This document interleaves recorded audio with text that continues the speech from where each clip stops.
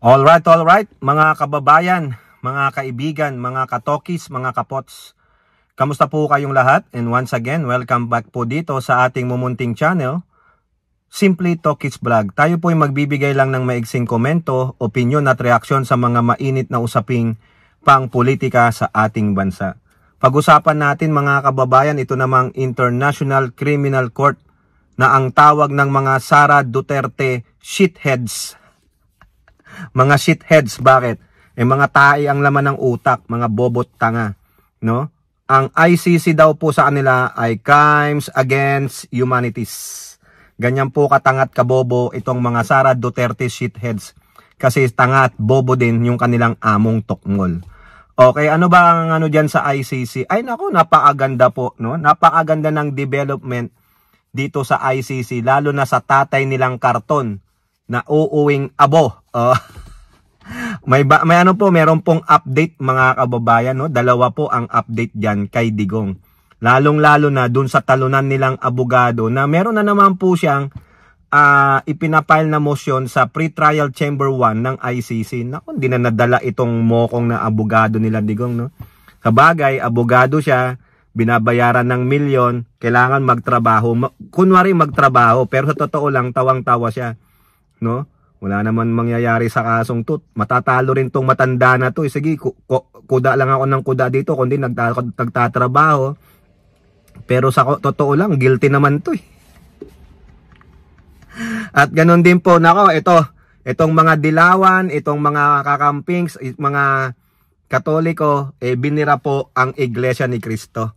Meron pong isang quote card dyan na kung saan, nako, may sinabi po sa mga Iglesia ni Cristo, nako, hahanapin ka ng mga miyembro ng Iglesia ni Cristo pag nakita nila to, hahanapin ka.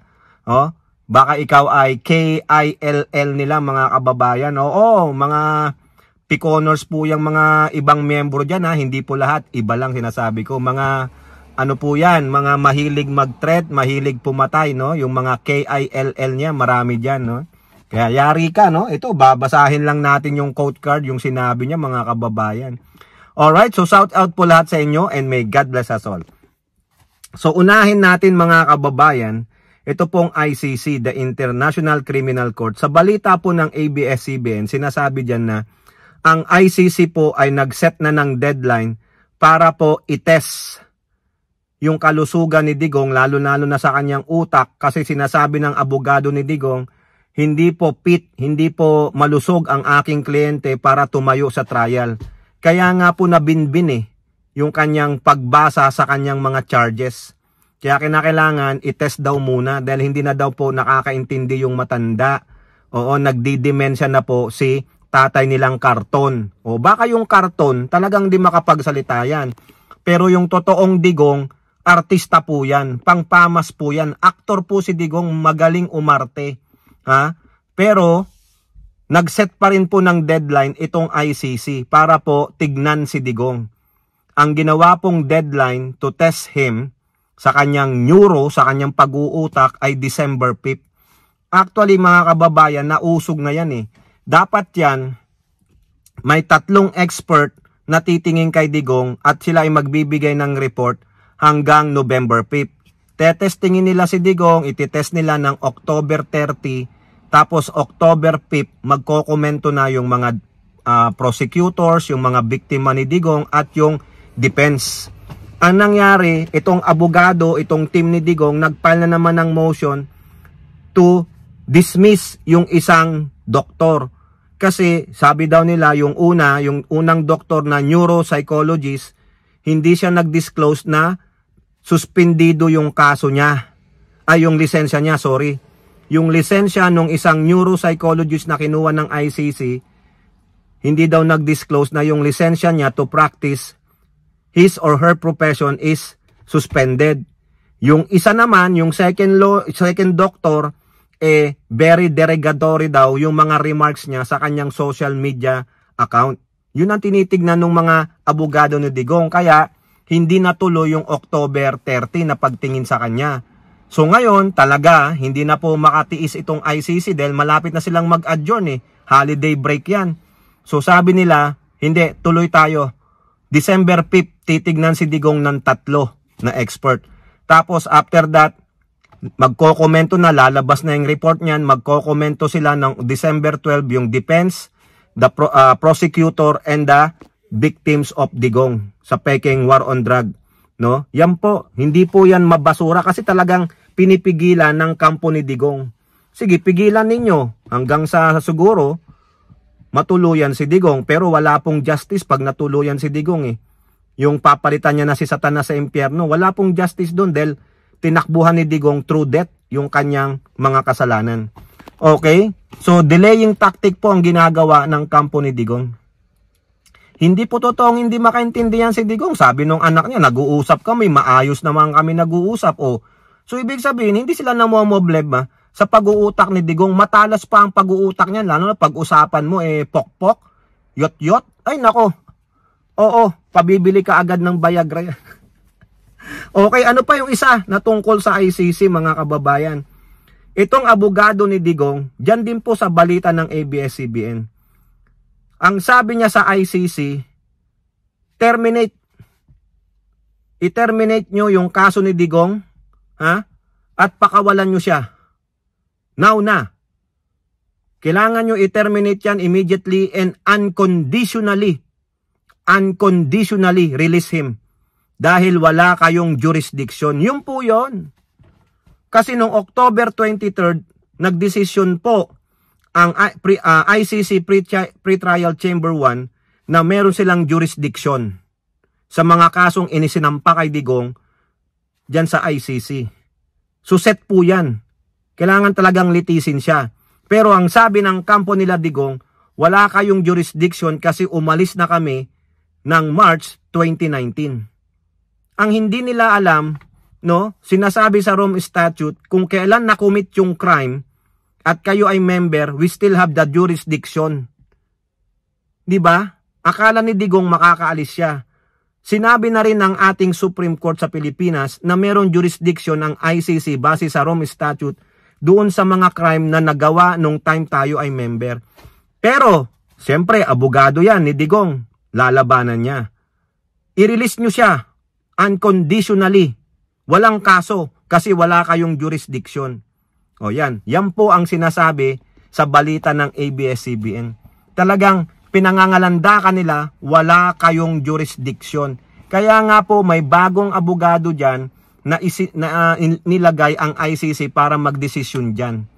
No, kasi nag-motion for reconsideration sila. Titignan ngayon yung motion nila kung valid o hindi yung kanilang apela. Kaso, inuunahan na ni Kaufman, mukhang nakakatunog na ibabasura yung motion for reconsideration at itutuloy ang paglilitis. Kaya sabi niya, release him and unconditionally release nyo siya. Wala kayong jurisdiction. O, yan na naman ha. Siyempre, para sulit yung binabayad sa kanya, motion lang ng motion. Ano na bang naipanalo niya? Wala. Zero, mga kababayan. Okay? So now, punta naman tayo dito sa isang quote card ng isang dilawan o kakamping at parang pari ito. No, siguro na-encounter nyo na to sa mga X account nyo. Aktibo po ito sa X account, mga kababayan. No, yan pong quote card nung nagngangalang Pari Koy. Baka naman katolikong pari ito. Kasi po, binanatan niya po ang mga iglesia ni Cristo. Naku, Pari Koy. Delikado ka, ha? Itong mga ilang miyembro ng Iglesia ni Cristo, mga KILL ang alam niyan. Oo, wag mong babanatan yung kanilang grupo dahil sacred po yan. O, yan po sabi niyo, ha? INC Rally for Peace and Transparency. Lahat naman ng sangkot sa katiwalian o korupsyon sa Pilipinas ay inendorso nyo. Ito ang totoo. Bahagi kayo ng problema ng bansa ngayon. O, ayan ha. Kayo daw po, INC. Kayo ang nag-endorso sa mga corrupt ngayon. Totoo naman. 'Di ba? Sa Uniteam inendorso nyo, sino corrupt? Si Sara Duterte, si Jinggoy. Ha? Sino pa yung mga inendorso nyo ng 2025 election, yung midterm? Duterte senators. Kasama diyan si Bam Aquino.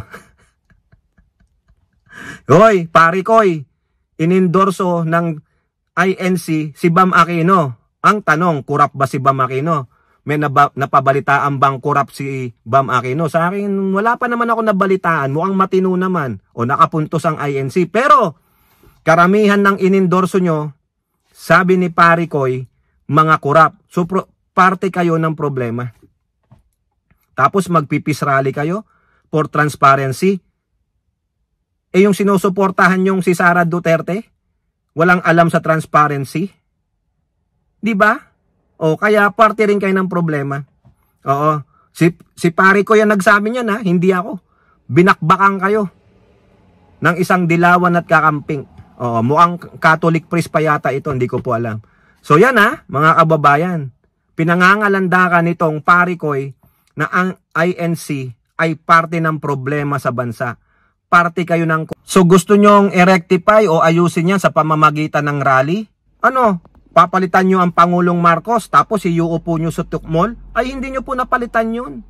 Hindi nyo po nakuha yung objective ninyo na maging transparent. Kundi ang objective ninyo, tanggalin nyo ang Pangulong Marcos at iluklok ang isang evil doer, ang isang magnanakaw, ang isang sinungaling, ang isang baliw. O di ba kaya mukhang tama naman dito si Pare Koy. Parte kayo ng problema sa bansa. Umatagal naman na pala yata yun. Naku, yari tayo niyan, Pare Koy. Baka hinahanap na tayo ng mga kasapi ng ilang mga Iglesia ni Cristo na hindi makatanggap ng katotohanan. O si Pare Koy po yun, tingnan ninyo, siya ang nagsabi niyan. Parte kayo ng problema sa bansa. Totoo nga ba? O kayo po, ano pong inyong masasabi? Comment down below and don't forget to like and share. Hope to see you in the next videos. Bye-bye. God bless.